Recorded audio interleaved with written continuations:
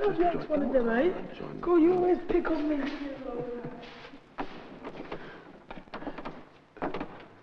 It's through the artistry of black artists like Terry Quay and her conversation to the drums that we wish to institute in this theatre a classroom where black children learn about their black history through black artists.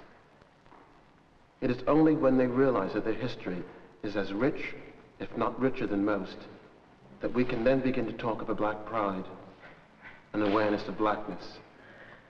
It took me a long time. I was a kid being brought up, ashamed of my past, drunks, slaves, and layabouts. And it wasn't until I realized that my history was richer, far richer than most histories about, that I became proud, black, proud, and beautiful. It is this sort of thing that I want to instill to the children, this way, through a classroom, ruled by black artists in black arts. And it is only this way that they then can stand up on the street and have pride in themselves. When you rip the roots out of children, as happened to these children, and you talk to them about Africa, you talk to them about black people around the world, there's no sort of feeling that these people are my people. That is why we felt in our classroom theatre that we must bring the Tower of Babel to these children, a group of Moroccan musicians. They play the music of North Africa, which these children had never heard before.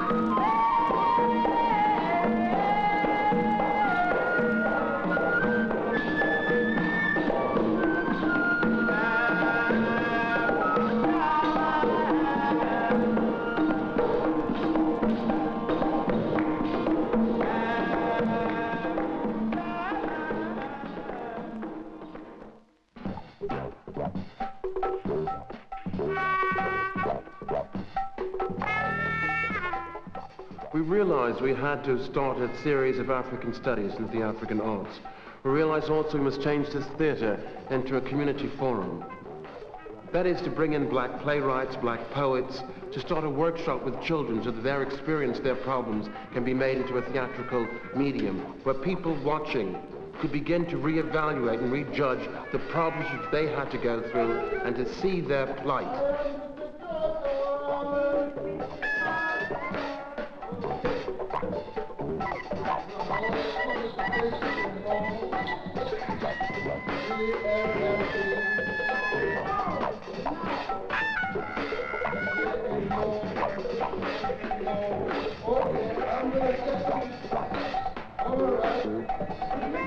We cannot expect to alleviate the problems of the children.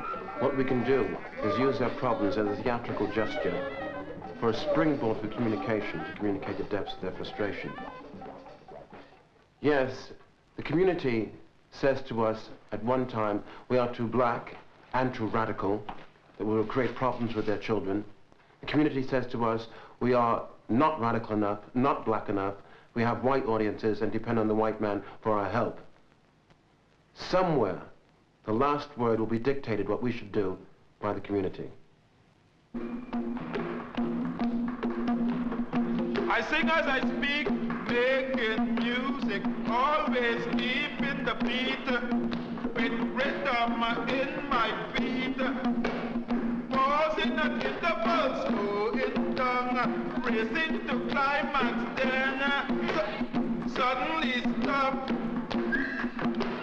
portraying sadness, feeling pain, but punctuating every note, with rhythm in my soul.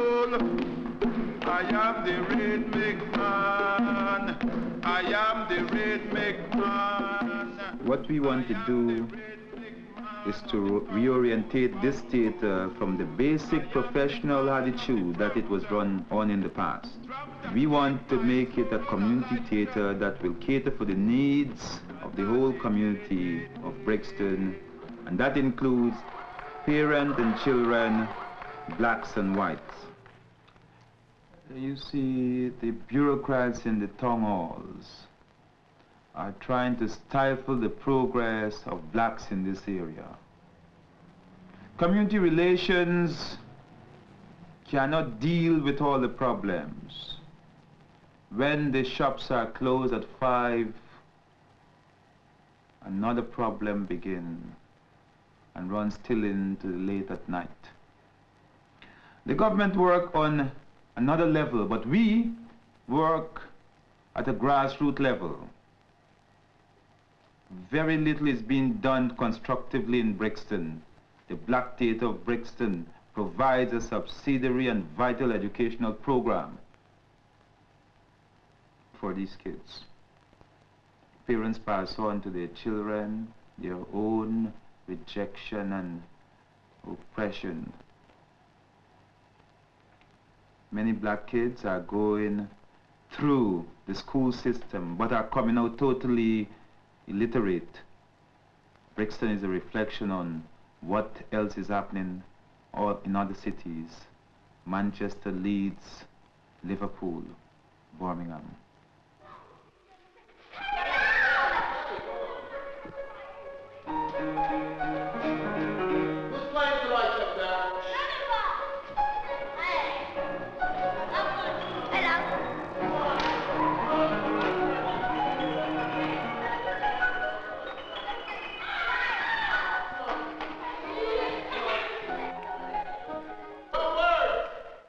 In this piece of improvisational theatre, called Man's Inhumanity to Man, we have traced violence from the very beginning of man's cruelty to his brother, cavemen, to the present time. We hope by doing this, playing children's games, unfortunately the easiest ones for them, violent ones, that we will show them that through violence there is no winner, only losers, an unending circle. We hope that they will find a new way to see their problems, to face them without using violence. After this, we can then begin to probe into the deeper problem of self-identification. I remember passing a mirror when I was a boy of about 15 or 16. I saw a black boy there. I had to go back and look again, and I realized it was me. I've never forgotten that. And I think of all the things that I have fought for almost the entire time of my life. There is that one particular thing that I saw then, that I did not know who I was.